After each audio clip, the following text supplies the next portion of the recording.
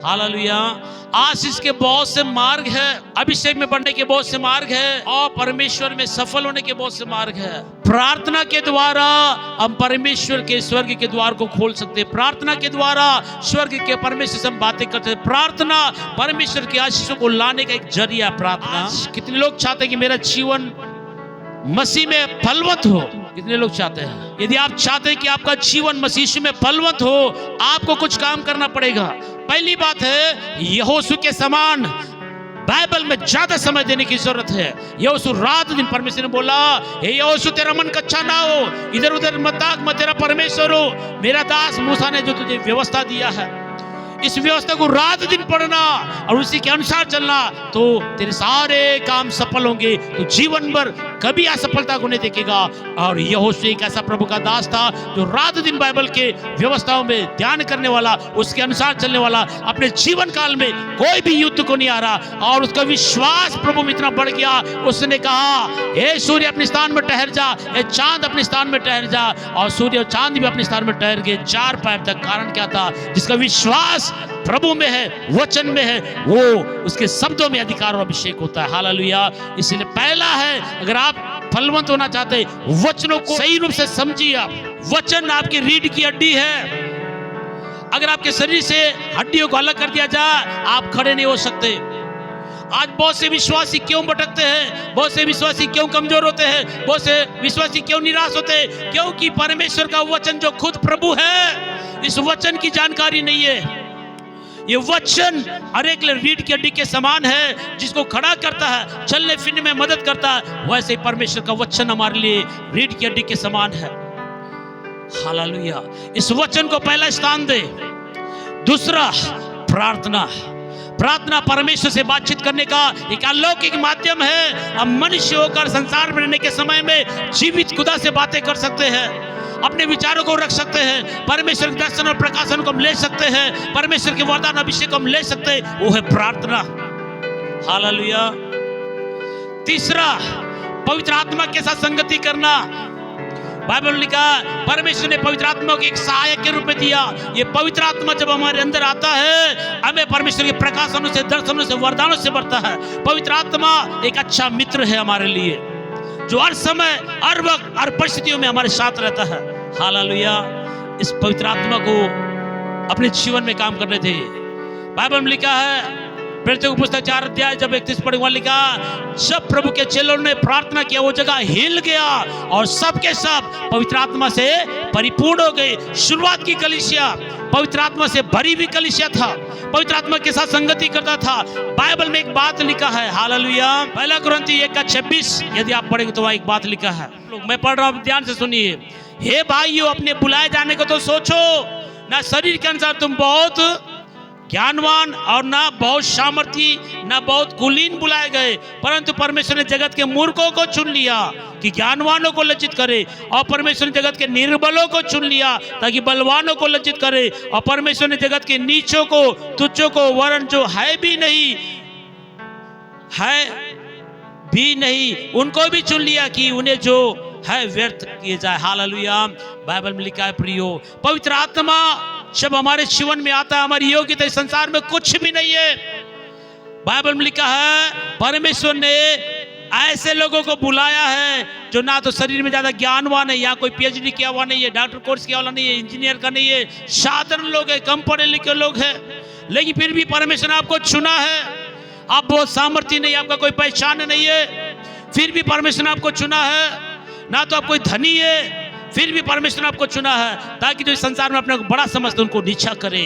और वो कब नीचा होगा और कैसे नीचा होगा? इसीलिए बाइबल लिखा है, अपने बुलाए जाने को तो सोचो, ना तो शरीर के अनुसार तुम ज्ञानवान हो, ना बहुत सामर्थी हो, ना तो बहुत ज्यादा धनी हो, फिर भी परमेश्वर ने आपको प्रेम किया, आपको चुना और अलग किया है। अगर 1 पत्रस 2:9 पढ़े तो वहां लिखा है कि परमेश्वर ने क्या लिखा, तुम एक चुना हुआ वंश हो, राज पदधारी, याजकों का समाज, पवित्र लोग, और परमेश्वर की निज प्रजा हो। हालेलुया। पहली बात है, जब परमेश्वर हमको बुलाया, हमारी पहचान 1 कुरिन्थी 1:26 में कुछ भी नहीं है, 0 है। हालेलुया। अब क्या है? कम पढ़े लिखे लोग हैं, और दुर्बल है, और गरीब है, ऐसे लोगों को बुलाकर प्रभु ने चुन लिया और चुन के क्या बोलता है, मैंने तुम्हें चुन लिया, अब तुम क्या हो, हालेलुया, तुम एक चुना हुआ वंश हो, राजाओं के पद में बैठने के मैं तुम्हें अलग किया हूं, हालेलुया, और याजकों का समाज, पवित्र प्रजा प्रभु ने बनाया। परमेश्वर ने हमारे नाम को जीवन के किताब में लिखा। परमेश्वर ने आपको और मुझको अंधकार से अद्भुत ज्योति मिलाया और हमको याजकों का समाज बनाया, पवित्र प्रजा बनाया। क्यों? अब कैसे हम लोग सब बन सकते हैं? बाइबल में लिखा है कि एक सहायक को मैं भेजूंगा, वो तुम्हारे अंदर आएगा। और प्रेरितों का पुस्तक 4:31 में एक बड़ी बात और सामर्थ्य बात लिखा है, हालेलुया। एक क्वालिटी शुरुआत की कलीसिया के अंदर में था, वो साधारण लोग, अनपढ़ लोग, जिनके पास में कोई योग्यता नहीं था, ना धन था, ना तो कोई सामर्थ्य था, फिर भी ये साधारण अनपढ़ लोगों ने क्या किया, पवित्र आत्मा के साथ संगति किया। जहां के वो प्रार्थना करते वो जगह हिल जाता और वे सब के सब पवित्र आत्मा से परिपूर्ण हो जाते थे। और ये पवित्र आत्मा एक मल्टी विटामिन टेबलेट के जैसा है। ये पवित्र आत्मा के अंदर बहुत सी योग्यताएं हैं। मल्टी विटामिन टेबलेट डॉक्टर उसको उस समय देता है जब उसकी बीमारी पकड़ में नहीं आता, हमेशा सूखते रहता है, दुबला पतला होता है, कमजोर होता है, चलना फिरना बंद हो जाता है, सोनोग्राफी किया, सारे टेस्ट किया, फिर भी कोई बीमारी पकड़ में नहीं आता। उस समय में डॉक्टर बोलता है इसको बीमारी समझ में नहीं आ रहा, अब मैं क्या करूं? एक ही एक उपाय रहता है कि मल्टीविटामिन टेबलेट देता है, ताकि वो जिस जगह कमजोर है उस जगह में वो ताकत दे उसको, हालेलुया। वैसा ही पवित्र आत्मा मल्टीविटामिन टेबलेट के समान है। पहला कुरिन्थी 12:4, हालेलुया।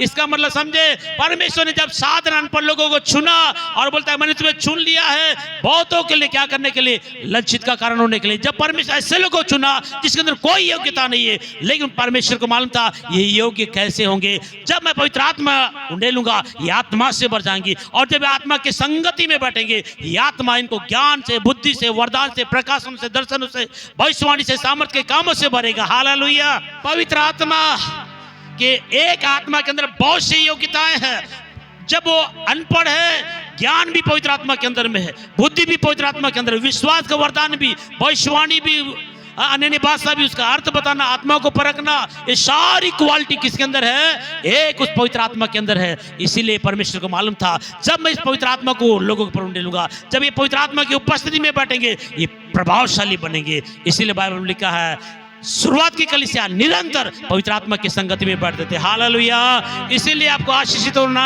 पहला वचन की संगति करो, दूसरा प्रार्थना के साथ प्रभु से लिपटे रहो, प्रार्थना उपवास, और तीसरा क्या है? पवित्र आत्मा के साथ संगति करो, तब आप फलवंत हो जाओगे, हालेलुया। पर आज जो मैं बता रहा हूं एक अलग विषय के बारे में बताऊंगा। यह भी एक आशीष को आने का एक बड़ा मार्ग है जो आज हमारे जीवन में होना बहुत ही जरूरी है। इब्रानियों का पुस्तक 13:1 का, अतिथि सत्कार करना ना भूले। आज हमारे जीवन में परमेश्वर के आशीष आने का एक और एक जरिया है, अतिथि सत्कार के द्वारा, परमेश्वर के दासों को अपने घर में बुलाने के द्वारा। परमेश्वर के दास जब आपके घर में आते हैं, आपके कामों में हाथ लगाते, सहयोग करते, मार्गदर्शन करते, तब परमेश्वर वहां पर बड़े काम करता है। तो यहाँ क्या लिखता है इब्रानी 13:1 में, भाईचारे के प्रति बने रहे। पहली बात है आपको आशीष पाना तो मसीह में प्रेम आपस में बने रहे। प्रेम परमेश्वर से, अगर तुम परमेश्वर से प्रेम नहीं करते, जब तुम अपने भाइयों से प्रेम नहीं करते जिसको तुमने आमने सामने देखा, तो उस प्रभु से क्या प्यार करोगे जिसको तुमने कभी नहीं देखा। इसीलिए भाईचारे की प्रीति बने रहे। हम एक चर्च में होने के कारण, एक परिवार में होने के कारण भाईचारे की प्रीति क्या होना चाहिए?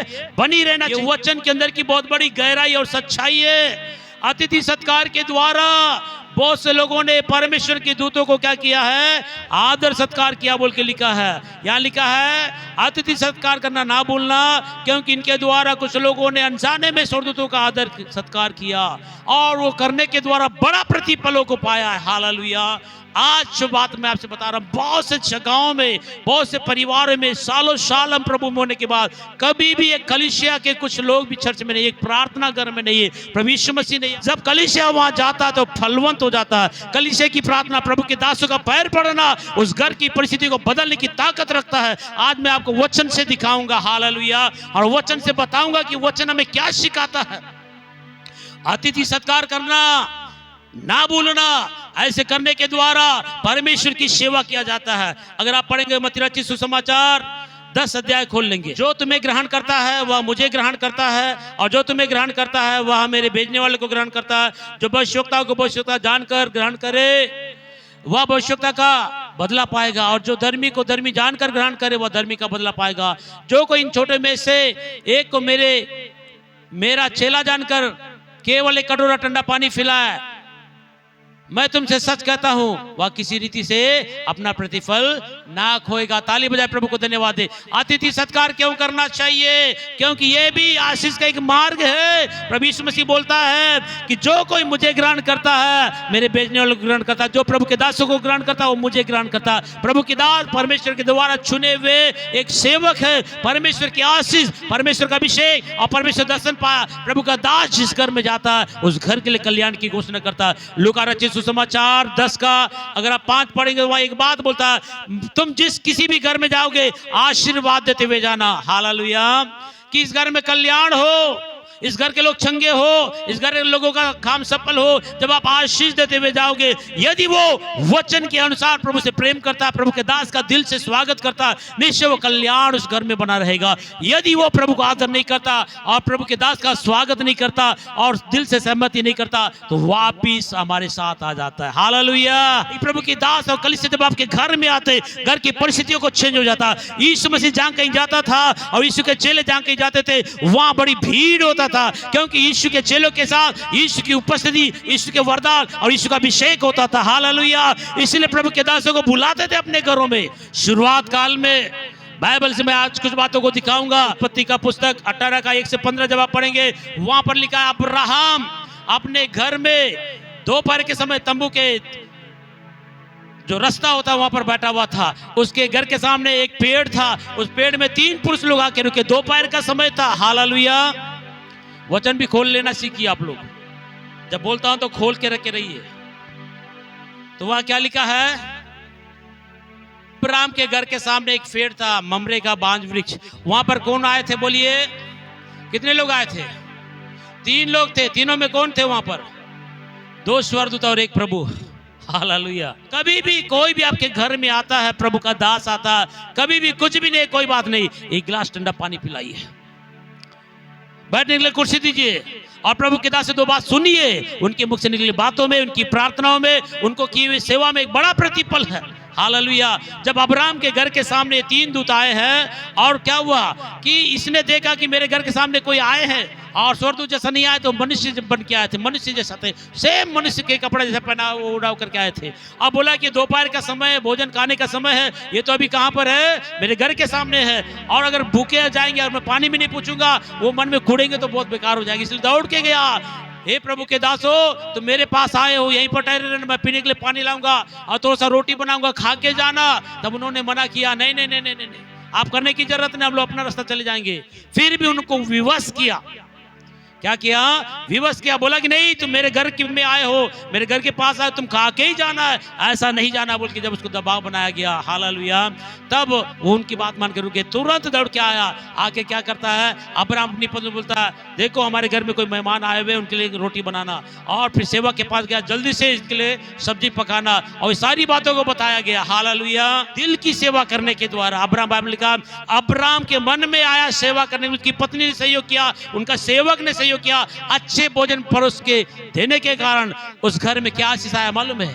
बोला कि इस घर में संतान नहीं, आने वाली वसंत ऋतु में जब मैं आऊंगा निश्चय तुम्हारे घर में एक संतान होगा। जो ताली बजा प्रभु की महिमा कीजिए। अतिथि सत्कार करने के कारण अब्राहम ने संतान का आशीष पाया। और वो कौन सा संतान है?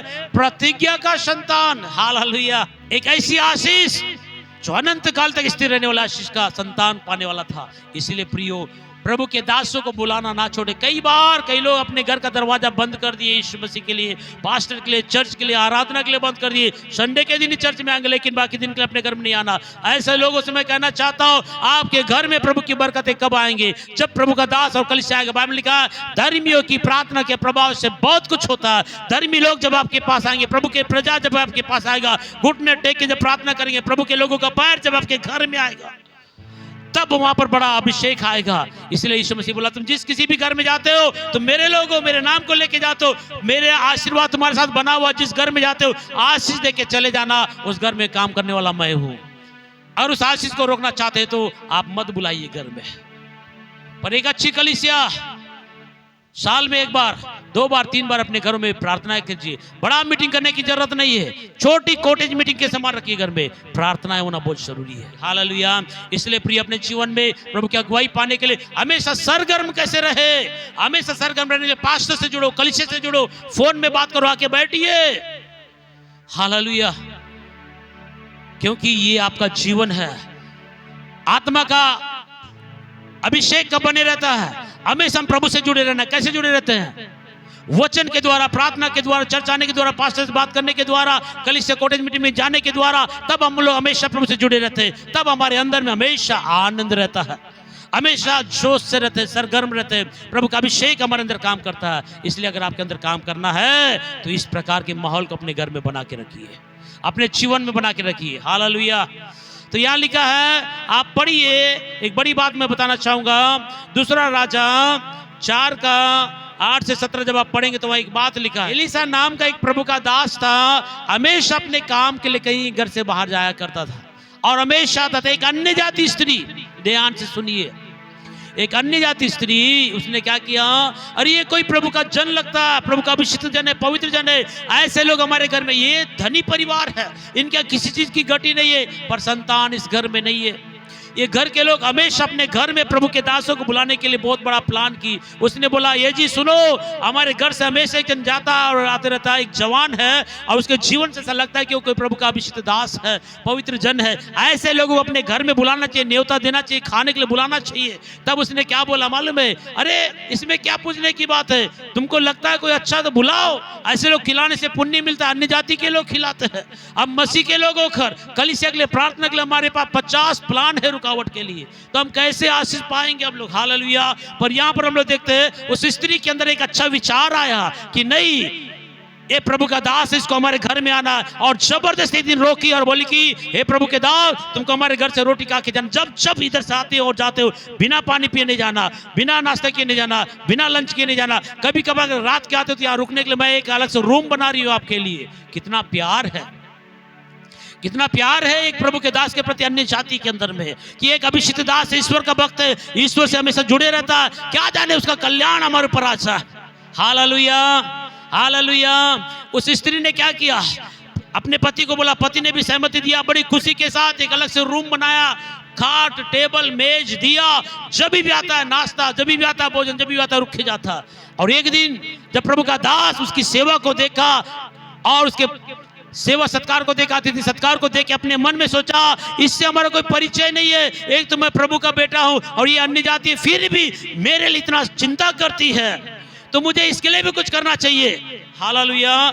इसीलिए जब इसने प्रभु के दास के लिए ऐसा किया था, प्रभु का दास ने बोला, अगर प्रभु के दास की सेवा कर, दिल से निकला हुआ दुआ, प्रभु के दास के मुख से निकला हुआ आशीर्वाद 100% आपके अंदर आएगा, क्योंकि आपने दिल से उसकी सेवा किया और प्रभु का दास भी दिल से आपको आशीर्वाद दिया। हालेलुया। जब उस स्त्री ने दिल से सेवा किया, बिना प्रलोभन का, लोभ का सेवा किया, निष्कपट सेवा किया, तब प्रभु का दास एक दिन थके हुए आया, रात के उस बिस्तर में सोया।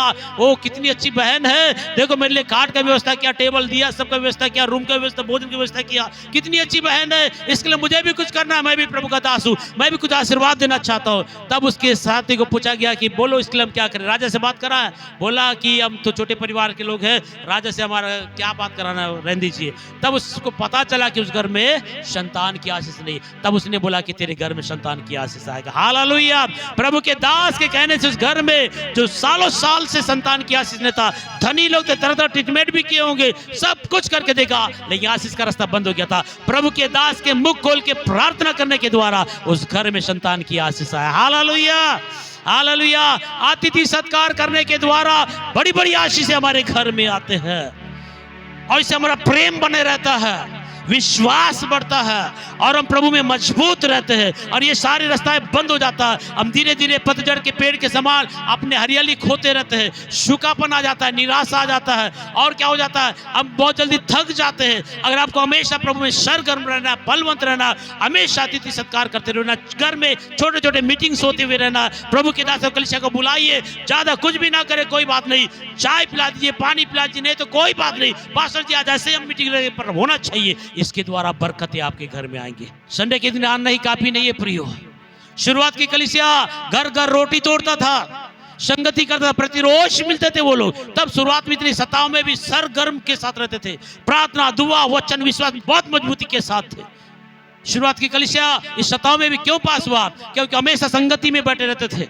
आज हम लोग तो सालों साल संगति नहीं कर पा रहे हैं। इसलिए प्रियो, आज अपने घर में प्रभु बोलता है कि मैं तेरे घर में आना चाहता हूँ। जक्कई को बोला, हे जक्कई जल्दी उतर के आ, आज मैं तेरे घर में आऊंगा। तो जक्कई ने क्या किया? हे प्रभु, क्या तू मेरे घर में आना चाहता है? अरे प्रभु, आपके घर में आना चाहता है, आप ही अपना घर का दरवाजा बंद कर रहे हैं। वो बोल दिया। प्रकाश 3:20 में लिखा, मैं द्वार के सामने, अरे के घर में आना चाहता है, अरे घर में प्रभु की आराधना हो, अरे के घर के अंदर से प्रभु की महिमा हो, इसलिए अपना घर का द्वार भी खोले। हालेलुया। उत्पत्ति 30:27 से। हालेलुया। या क्या हुआ? लाबान और याकूब के जीवन के बारे में हम एक बात सीखते हैं। याकूब कौन है? याकूब अपने पिता के घर से जब मामा ससुर लाबान के घर के वो जा रहा था, जंगल में रात हो गया और वह तकिया सिर का पत्थर का सिराना रख के सो गया। प्रभु से मुलाकात हो गया और प्रभु ने उसको आशीर्वाद दिया। ये याकूब इस्राएल बना बाद में। हालेलुया। और ये प्रभु का जन है। और प्रभु का जन जब अपने भाई से लड़ाई करके अपने माता पिता से अलग होकर मामा ससुर के घर में जा रहा था, और लाबान के घर में रहने के दिनों में वहां भेड़ बकरियों को चराया करता था, और उसका मामा ससुर जो था उनकी सेवा करने के वो बहुत धनी हो गया। जब से याकूब आया तब से भेड़ बकरी में कोई बच्चा नहीं मर रहा, प्रजनन सही चल रहा, सुरक्षा हो रहा, कोई भेड़ों को कोई जंगली पशु लेके नहीं जा रहा। इसलिए वो धनी बनते गया। हालेलुया। इस रीति से जब वो धनी बनते गया, तब हमने क्या देखा है कि तब याकूब एक समय के बाद अपना घर वापस जाना चाह रहा था। तब उसने सोचा, रे याकूब, तो क्यों जाना चाह रहा है? मेरी बेटी से तेरा विवाह करा दिया और एक बेटी को भी मैं देना चाह रहा हूं, दोनों को तूने रख लिया और मेरे रहते तू धनी भी हो गया। और मैंने विश्वास से जान लिया, जब से तू मेरे घर में आया, जिस काम में तू हाथ रखता है सारे काम सफल हो रहे हैं। मैंने अनुभव से जान लिया कि तेरे मेरे घर में आने से मैं धनी हो गया, इसलिए मैं चाहता हूं तू यहीं ठहरा रहे, हमेशा के लिए यहीं बस जाओ, क्योंकि तेरा यहोवा तेरे यहाँ रहने से मुझे आशीष देता है। हालेलुया। समझ में आ रहा है? उसने बोला, इसके लिए जो कीमत बोले देने के लिए तैयार हूं, लेकिन तुम यहां से नहीं जाना। जब यीशु आपके जीवन में आया, तब से आपको हर परिस्थिति में चंगाई मिल रहा है, शांति मिल रहा है, उन्नति मिल रहा है, प्रमोशन मिल रहा है, आपका सब भला हो रहा है। तो क्यों यीशु को अपने घर में आने से रोके? सही है कि नहीं? सही है कि नहीं चर्च? हालेलुया। याकूब लाबान ने क्या बोला? तू मेरे घर में आना, मेरे घर में रहना, तू जो बोले मैं दूंगा, लेकिन मेरे घर में से मत जाना। हालेलुया। देखिए, एक भूख और प्यार प्रभु के लोगों के साथ में जब रहते हैं, आपको आशीष मिलता है, शांति मिलता है, प्रकाशन मिलता है, और आपको उन्नति मिल रहा है, आपके कामों में मार्गदर्शन मिल रहा है। ऐसे प्रभु के दासों अपने घर में आने से मना मत कीजिए, अपने घर में बुलाइए। बहुत से लोग अभागे हैं जो प्रभु के दास, जो वरदान है प्रभु का, वचन से भरा, प्रार्थना से भरा, उपवास से भरा है, और प्रभु के दास से प्रार्थना तो आपकी परिस्थिति बदलते जा रहे हैं, लेकिन हमने घर का दरवाजा को बंद कर दिया। हालेलुया। इसलिए अपने घर के दरवाजे को बंद कभी नहीं करना। हालेलुया। उत्पत्ति 39:1 से 6 तक का। हालेलुया। लास्ट एक छोटी सी बात है, आप ध्यान से सुनिए कि प्रभु के दास, प्रभु के अभिषिक्त लोग, पवित्र आत्मा पाए हुए लोग, प्रभु में पवित्रता से चलने वाले लोग, आज हमने एक वचन सुना, क्या लिखा? जो भविष्यवक्ता को भविष्यवक्ता जान के सेवा करेगा उसका प्रतिफल पाएगा, धर्मी को धर्मी जान के सेवा कर उसका प्रतिफल पाएगा, एक सेवक को सेवक जान के सेवा कर उसका प्रतिफल पाएगा, मेरे सेवक को एक गिलास पानी पिलाता उसका प्रतिफल कभी नहीं होगा। यीशु परमेश्वर का एक जन था जो परमेश्वर ने यीशु से बचपन में दर्शनों के द्वारा बातें करता था, और वो यीशु हमेशा प्रभु के साथ साथ चलने वाला था। उसके साथ कुछ दुख हो रहा है, लेकिन वो जहां भी जा रहा है लोगों को फलवंत कर रहा है। हालेलुया। यीशु के साथ क्या हो रहा है? दुख हो रहा है। उसके सगे भाई ने उसके सूखे कुएं में डाला, उसको विदेश में भेज दिया, वहां से उसको जेल जाना पड़ा। इसके साथ दुख हो रहा है, ये जहां कहीं जा रहा है लोग इसके कारण वो आशीषित हो रहे हैं। इसलिए पौलुस ने बोला, मैं कैसे दिखता हूं? गरीब तो दिखता हूं, लेकिन मैं बहुतों को धनी बना रहा हूं। हालेलुया। मेरा जीवन में घटी है, फिर भी मैं बहुतों को धनवान बना रहा हूं। एक ऐसा, क्योंकि प्रभु के दासों के साथ प्रभु रहता। आज की वर्तमान स्थिति को देख उससे भय मत कीजिए, क्योंकि प्रभु उसको किसी कारण से ऊबड़ खाबड़ करते हुए ले जा रहा है।